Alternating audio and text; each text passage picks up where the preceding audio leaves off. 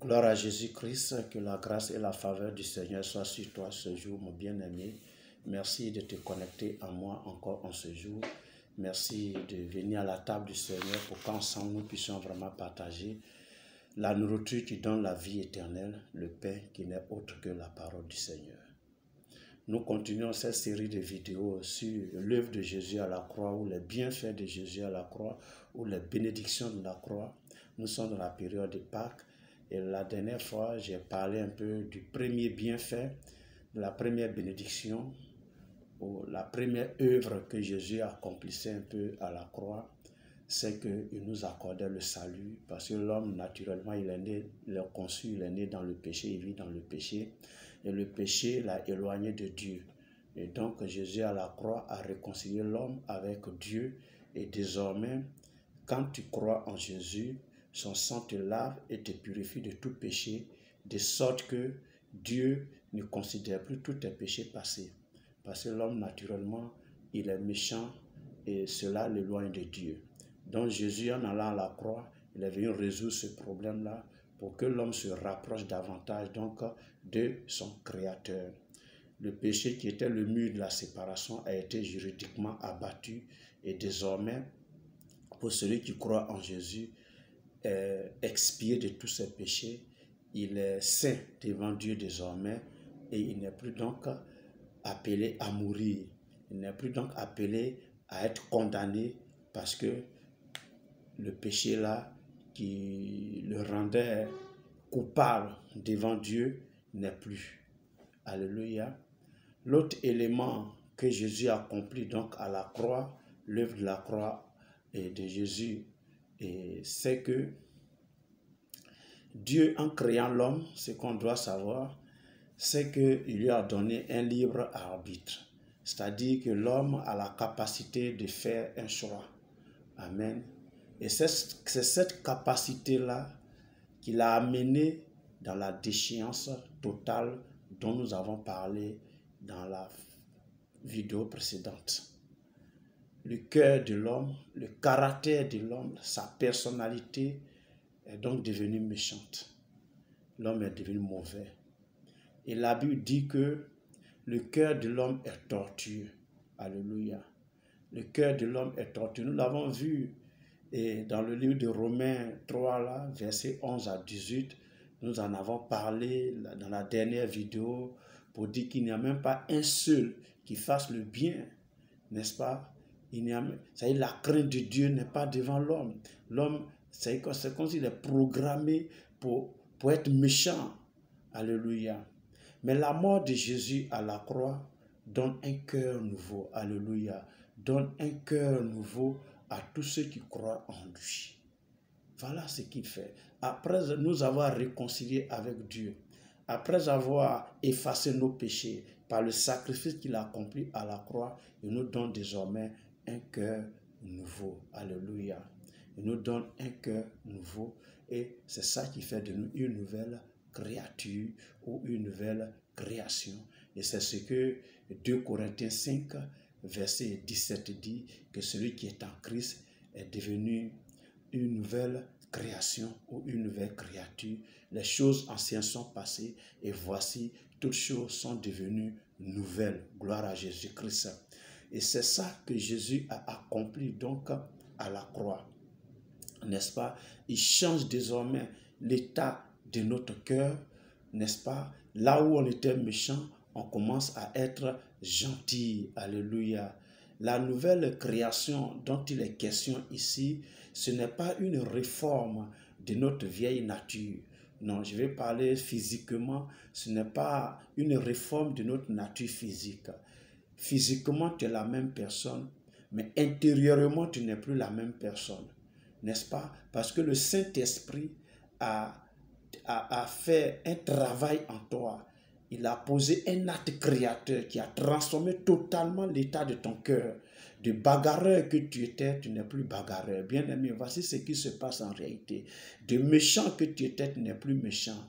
De quelqu'un qui était impudique que tu étais, tu n'es plus impudique, tu vis ta chasteté. D'adultère que tu étais, tu deviens fidèle à ta femme et à ton mari. N'est-ce pas? C'est ça, il y a cette transformation qui se fait en toi, que toi-même tu constates. Et que ceux qui vivent autour de toi, qui te connaissent véritablement, savent que quelque chose s'est produit dans ta vie. Vous avez souvent entendu parler dans les quartiers que, ah, celui-là, il a changé, hein, il n'était pas comme ça. Mais est-ce que ça veut dire physiquement il a changé? Non, physiquement il est la même personne.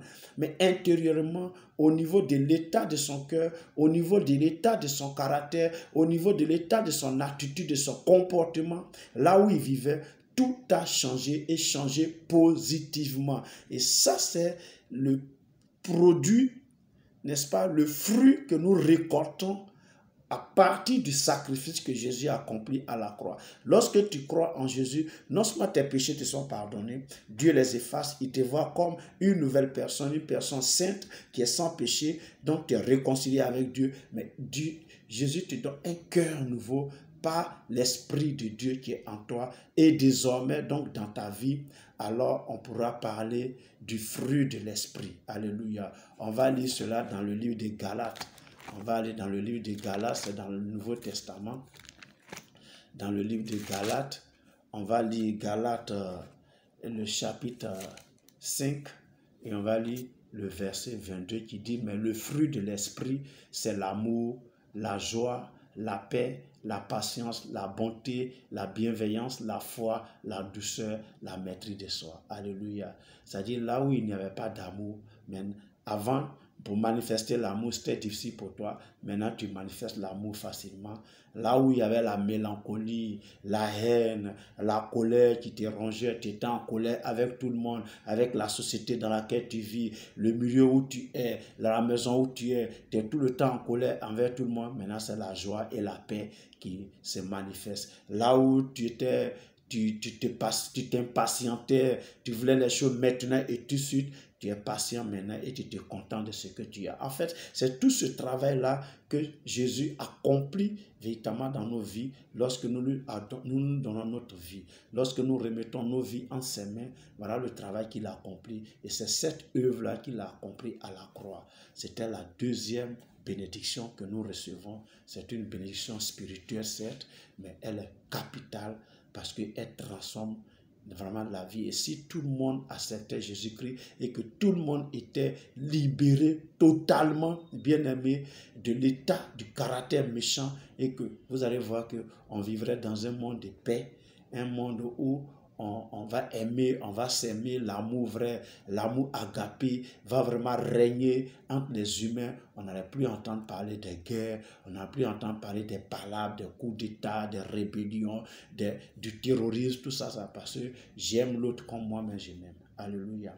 Et tous ceux qui ont accepté Jésus-Christ vivent ainsi. Alléluia.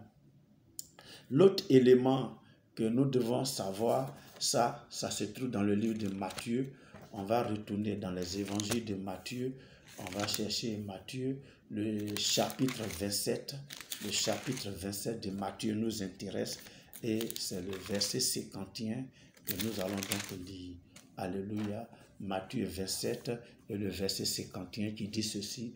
Et voici le voile du temple se déchira en deux, depuis le haut jusqu'en bas. La terre trembla, les rochers se fendirent. Alléluia. Ça, c'est un peu le spectacle qui s'est produit à la croix. Quand Jésus était à la croix, voilà le spectacle qui s'est produit. Bon, ça, c'est vraiment un pan, parce que quand vous lisez tout le texte, vous allez voir que les tombeaux sont ouverts et où il y a eu un tremblement de terre, etc.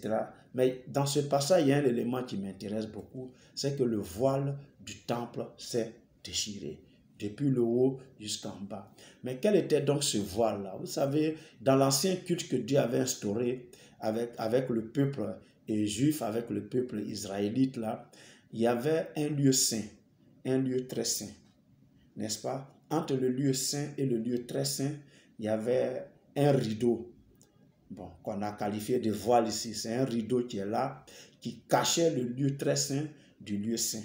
n'est-ce pas? Le lieu saint là, bon, les sacrificateurs pouvaient arriver, mais dans le lieu très saint, c'est le souverain sacrificateur, c'est le plus grand des sacrificateurs, on va dire peut-être aujourd'hui, le président des sacrificateurs là, qui avait accès là-bas.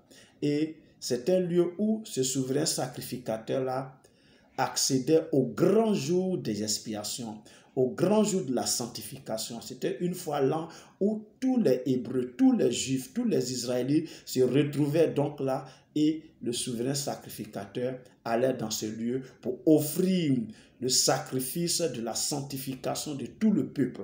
Amen.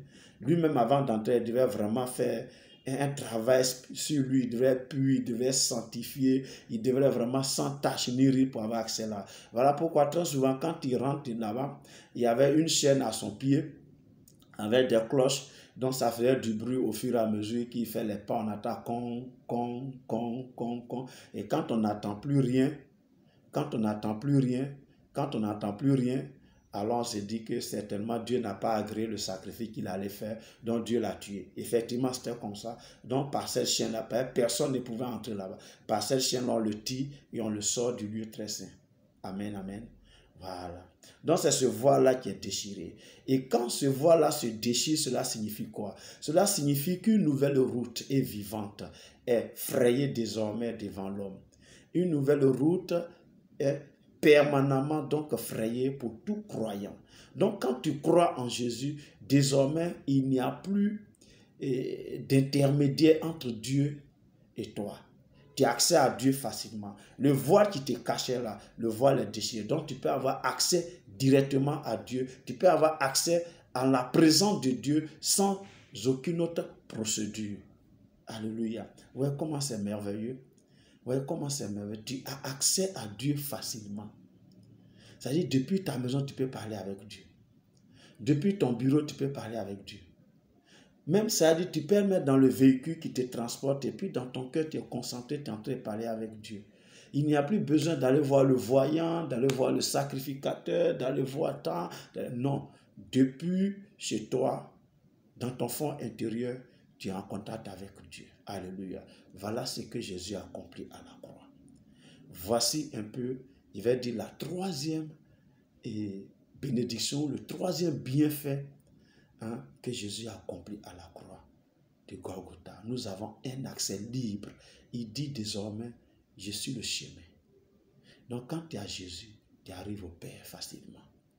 Il n'y a plus besoin. Dans l'Ancien Testament, allons voir le prophète. On va consulter le prophète. Regardez un peu le roi pour aller en guerre. Allez voir le prophète. Est-ce que Dieu sera avec nous? Et on va. Et ça, c'est resté un peu dans la pratique de beaucoup de personnes. Ils vont consulter les marabouts, les charlatans, les féticheurs.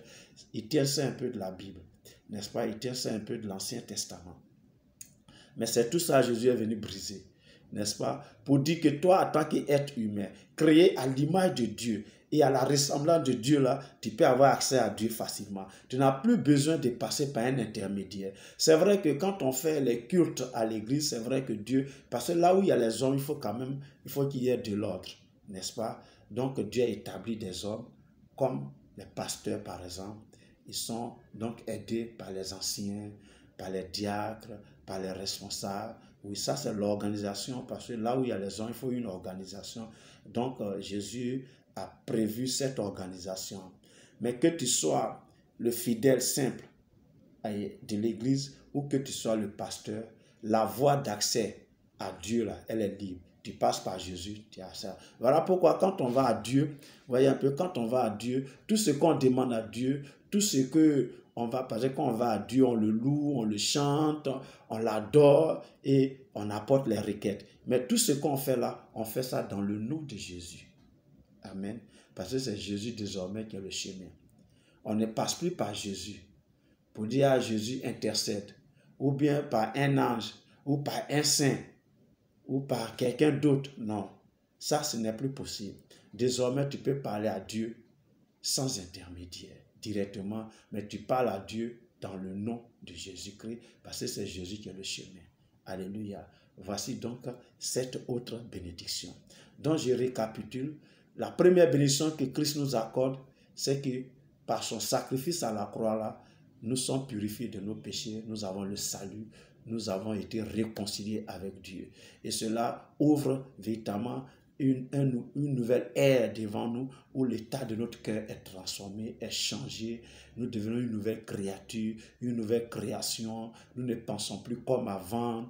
De méchants étant devient gentil. Le fruit de l'esprit est manifeste en nous et la voie d'accès à Dieu est désormais libre. Tu peux avoir accès à Dieu en tout moment, quand est-ce que tu veux, parce que notre Dieu ne dort ni ne sommeille. Donc, à toute heure, tu peux avoir accès à Dieu. N'est-ce pas merveilleux? Voici l'œuvre de Jésus à la croix. Amen. Il y a d'autres éléments de cette œuvre qu'il a accomplie à la croix que nous allons voir dans la prochaine vidéo. Que Dieu te bénisse. Merci de m'avoir suivi. D'ici là, porte-toi bien. Au nom de Jésus-Christ. Amen.